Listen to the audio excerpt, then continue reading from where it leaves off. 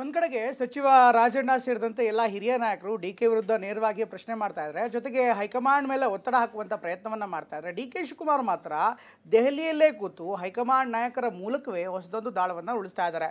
ಅದರಲ್ಲೂ ಕೂಡ ಯಾವುದೇ ಮಾತನ್ನಾಡದೆ, ಜಾಸ್ತಿ ಪ್ರತಿಕ್ರಿಯೆ ನೀಡದೆ, ಯಾರಿಗೆ ಏನು ಮಾಡಬೇಕು ಅದನ್ನು ನಾನು ಮಾಡ್ತೀನಿ ಅನ್ನುವಂಥ ಮಾತನ್ನು ಈಗ ಡಿಕೆ ಶಿವಕುಮಾರ್ ಹೇಳ್ತಿದ್ದಾರೆ. ಈ ಎಲ್ಲ ಬೆಳವಣಿಗೆಗಳು ಕಾಂಗ್ರೆಸ್ ಪಕ್ಷದಲ್ಲಿ ಇರುವಂಥ ಬಣಬಡಿದಾಟಕ್ಕೆ ಹೊಸ ತಿರುವನ್ನು ಕೊಡ್ತಾ ಇದೆ.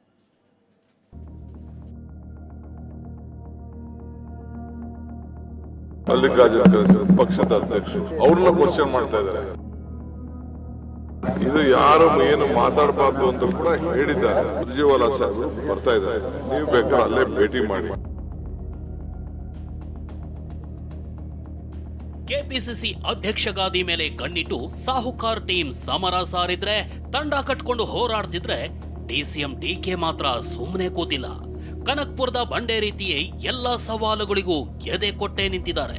ಯಾರು ಎಷ್ಟೇ ಏನ್ ಮಾತಾಡಿದ್ರು ಹೈಕಮಾಂಡ್ನತ್ತ ಒಂದೊಂದೇ ಬಾಣಗಳನ್ನ ತೋರಿ ಬಿಡ್ತಿದ್ದಾರೆ.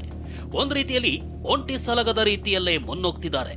ಅದಕ್ಕೆ ಇದೀಗ ಸಾಕ್ಷಿಯಾಗಿರೋದೇ ಡಿಕೆ ಬಿಟ್ಟ ಹೊಸದೊಂದು ಹೈಕಮಾಂಡ್ ಬಾಣ. ಸಚಿವ ಸತೀಶ್ ಟೀಮ್ ತಂತ್ರಕ್ಕೆ ಡಿಸಿಎಂ ಡಿಕೆ ತಿರುಗು ಬಾಣ. ನನ್ನ ಅಲ್ಲ, ಮಲ್ಲಿಕಾರ್ಜುನ ಖರ್ಗೆಯನ್ನೇ ಪ್ರಶ್ನಿಸುತ್ತಿದ್ದಾರೆ. ಬದಲಾವಣೆಯ ಪಟ್ಟು ಹಿಡಿದವರಿಗೆ ಡಿಸಿಎಂ ಡಿಕೆ ಡಿಚ್ಚಿ. ಡಿಸಿಎಂ ಡಿಕೆ ಸದ್ದಿಲ್ಲದೆ ಎಲ್ಲವನ್ನೂ ಹೈಕಮಾಂಡ್ ಅಂಗಳಕ್ಕೆ ಬಾಣ ಬಿಡ್ತಿದ್ದಾರೆ. ಒನ್ ಮ್ಯಾನ್ ಒನ್ ಪೋಸ್ಟ್ ಅಂತ ಹೇಳ್ತಿರೋರಿಗೂ ಕೌಂಟರ್ ಕೊಟ್ಟಿದ್ದಾರೆ. ಇವ್ರು ನನಗೆ ಹೇಳ್ತಿರೋದಲ್ಲ, ಮಲ್ಲಿಕಾರ್ಜುನ ಖರ್ಗೆ ಅವರಿಗೆ ಕೇಳ್ತಿರೋದು ಅಂತ ಬಾಣ ದೆಹಲಿಗೆ ತಿರುಗಿಸಿದ್ದಾರೆ. ಮಲ್ಲಿಕಾರ್ಜುನ ಖರ್ಗೆ 2 ಪಟ್ಟ ಹೊಂದಿದ್ದಾರೆ. ರಾಜ್ಯಸಭೆಯಲ್ಲಿ ವಿಪಕ್ಷ ನಾಯಕರು ಆಗಿದ್ದಾರೆ, ಎಐಸಿಸಿ ಅಧ್ಯಕ್ಷರು ಆಗಿದ್ದಾರೆ. ಇವರೆಲ್ಲ ಖರ್ಗೆಯನ್ನೇ ಪ್ರಶ್ನಿಸುತ್ತಿದ್ದಾರೆ ಅಂತ ಇದೀಗ ಡಿಕೆ ಹೊಸ ದಾಳ ಉರುಳಿಸಿದ್ದಾರೆ. ಮಲ್ಲಿಕಾರ್ಜುನ ಖರ್ಗೆ ಸಾಹೇಬ್ ಪಕ್ಷದ ಅಧ್ಯಕ್ಷರು ಅವ್ರ ಹತ್ರ ಕೇಳಬೇಕು, ಅವ್ರನ್ನ ಕ್ವಶನ್ ಮಾಡ್ತಾ ಇದ್ದಾರೆ. ಅಂದ್ರೆ ಇದು ಕ್ವಶನ್ ನನ್ಗೆಲ್ಲ ಮಾಡ್ತಾ ಇರೋದು. ಇದಿಷ್ಟೇ ಅಲ್ಲ, ಪ್ರತಿಯೊಂದರಲ್ಲೂ ಹೈಕಮಾಂಡ್ ಅನ್ನೇ ನಂಬಿ ಆಟ ಆಡ್ತಿರೋ ಡಿಕೆ ಸುಮ್ಮನೆ ಕೂತಿಲ್ಲ. ಬೆಂಗಳೂರಿಗೆ ಸುರ್ಜೇವಾಲಾ ಬಂದಾಗಲೇ ಮಾತುಕತೆ ಮಾಡಿದ್ದಾರೆ. ಸತೀಶ್ ಜಾರಕಿಹೊಳಿ, ಕೆಎನ್ ರಾಜಣ್ಣರ ಬಹಿರಂಗ ಹೇಳಿಕೆಯನ್ನು ಗಮನಕ್ಕೆ ತಂದಿದ್ದಾರೆ. ಮಾತು ಕೇಳಿಸ್ಕೊಂಡಿರೋ ಸುರ್ಜೇವಾಲಾ ಮುಂದೆ ನೋಡೋಣ ಅಂತಾನೂ ಹೇಳಿದ್ದಾರೆ.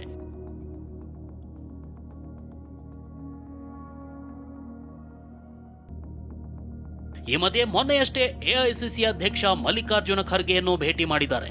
ದೆಹಲಿಯಲ್ಲಿ 1 ಗಂಟೆಗೂ ಹೆಚ್ಚು ಕಾಲ ಚರ್ಚೆ ಮಾಡಿದ್ದಾರೆ. ಮೀಟಿಂಗ್ ಮಾಡೋ ಮೂಲಕ ದಲಿತ ಸಮುದಾಯದ ಜೊತೆ ಕಾಂಗ್ರೆಸ್ ಪರಮೋಚ್ಚ ನಾಯಕ ಮಲ್ಲಿಕಾರ್ಜುನ ಖರ್ಗೆ ಅವರೇ ಇದ್ದಾರೆ ಅಂತ ಸಂದೇಶ ರವಾನೆ ಮಾಡಿದ್ದಾರೆ. ಇದೀಗ ಕಾಂಗ್ರೆಸ್ ಮನೆಯಲ್ಲಿನ ಎಲ್ಲಾ ಬೆಳವಣಿಗೆ ಗಮನಿಸ್ತಿರೋ ರಾಜ್ಯ ಕಾಂಗ್ರೆಸ್ ಉಸ್ತುವಾರಿ ಸುರ್ಜೇವಾಲಾ ನಾಳೆ ಮತ್ತೆ ರಾಜ್ಯಕ್ಕೆ ಎಂಟ್ರಿ ಕೊಡಲಿದ್ದಾರೆ. ಮೊನ್ನೆಯಷ್ಟೇ ರಾಜ್ಯಕ್ಕೆ ಭೇಟಿ ಕೊಟ್ಟಿದ್ದ ರಣದೀಪ್ ಸಿಂಗ್ ಸುರ್ಜೇವಾಲಾ ಇದೀಗ ಮತ್ತೆ ನಾಳೆ ಎಂಟ್ರಿ ಕೊಡ್ತಿದ್ದಾರೆ. ನಾಳೆ ಬೆಳಗಾವಿಗೆ ಆಗಮಿಸಲಿರೋ ಸುರ್ಜೇವಾಲಾ ಪಕ್ಷದ ಆಂತರಿಕ ಬೆಳವಣಿಗೆ ಬಗ್ಗೆ ಮಾಹಿತಿ ಪಡೆಯಲಿದ್ದಾರೆ. ಕಳೆದ 1 ವಾರದಲ್ಲೇ 2ನೇ ಬಾರಿಗೆ ಭೇಟಿ ಕೊಡ್ತಿದ್ದಾರೆ. ಸೋಮವಾರವಷ್ಟೇ ಸಿಎಲ್ಪಿ ಸಭೆಯಲ್ಲಿ ಭಾಗಿಯಾಗಿದ್ರು. ಸಭೆ ಮೂಲಕ ಎಲ್ಲಾ ಬೆಳವಣಿಗೆಯನ್ನು ಚರ್ಚೆ ಮಾಡಿದ್ರು. ಇದೀಗ ಮತ್ತೆ ಬರ್ತಿರೋದು ಸಾಕಷ್ಟು ಕುತೂಹಲಕ್ಕೆ ಕಾರಣವಾಗಿದೆ.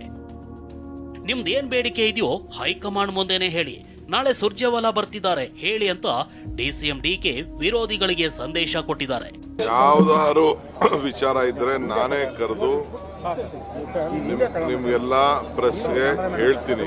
ಈಗ ಪಕ್ಷ ಕಟ್ಟಂತದ್ದು, ಪಕ್ಷನ ಉಳಿಸ್ಕೊಳ್ಳೋಂಥದ್ದು, ಪಕ್ಷದಲ್ಲಿ ಶಿಸ್ತಿನ ಕಾಪಾಡೋಂಥದ್ದು ನಮ್ಮ ಜನರಲ್ ಸೆಕ್ರೆಟರಿ ಅವರು, ಮುಖ್ಯಮಂತ್ರಿಗಳು ಇಬ್ರು ಸೇರಿ ಎಲ್ಲರಿಗೂ ಕೂಡ ಬುದ್ಧಿಪಾಠನ ಹೇಳಿದ್ದಾರೆ. ಎಲ್ಲರೂ ಕೇಳ್ಕೊಂಡಿದ್ದಾರೆ.